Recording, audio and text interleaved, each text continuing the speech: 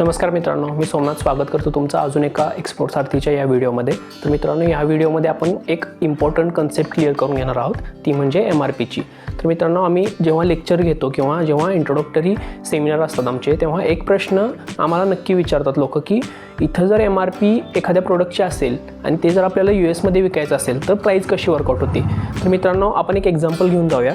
हे सेसा hair oil आहे, ह्याची MRP आहे 170 रुपये। तर मित्रांनो, ई-कॉमर्स एक्सपोर्ट करताना 170 रुपयाला हे प्रोडक्ट US मध्ये विकणं हे कधीच प्रॉफिटेबल होणार नाही, कारण आपल्याला शिपिंग कॉस्ट असणार आहे USA मधली, त्यानंतर हँडलिंग आणि पॅकिंग चार्जेस असणार आहेत, प्लस आपल्याला प्रॉफिटेबल पण राहायचं आहे। तर मित्रांनो, ई-कॉमर्स एक्सपोर्टमध्ये MRPचा कन्सेप्ट नाही आहे। MRP हा जो रूल आहे किंवा हा जो लॉ आहे, मिनिमम सेलिंग प्राईसचा लॉ, तो फक्त इंडियापुरता मर्यादित आहे। इंडियामध्ये विकताना तुम्ही MRP फॉलो करणं गरजेचं आहे।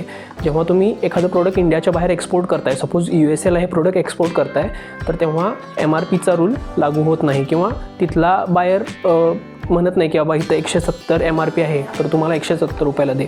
हे प्रोडक्ट विकताना तुम्ही सपोज US मध्ये हे प्रोडक्ट विकताय, तर तेव्हा हे प्रोडक्ट US मध्ये विकताना तुम्ही ह्या प्रोडक्टची कॉस्ट, शिपिंगची कॉस्ट, तुमचे बाकीचे काही चार्जेस असतील आणि तुमचं प्रॉफिट, हे सगळं ॲड करूनच आपण हे प्रोडक्ट USA मध्ये विकतो। तर मित्रांनो, आय होप तुम्हाला MRPचा जो कन्फ्युजन होतं ते तुमचं क्लिअर झालं असेल। अशाच इन्फॉर्मेटिव्ह व्हिडिओसाठी मित्रांनो आमच्या चॅनलला सबस्क्राईब करा।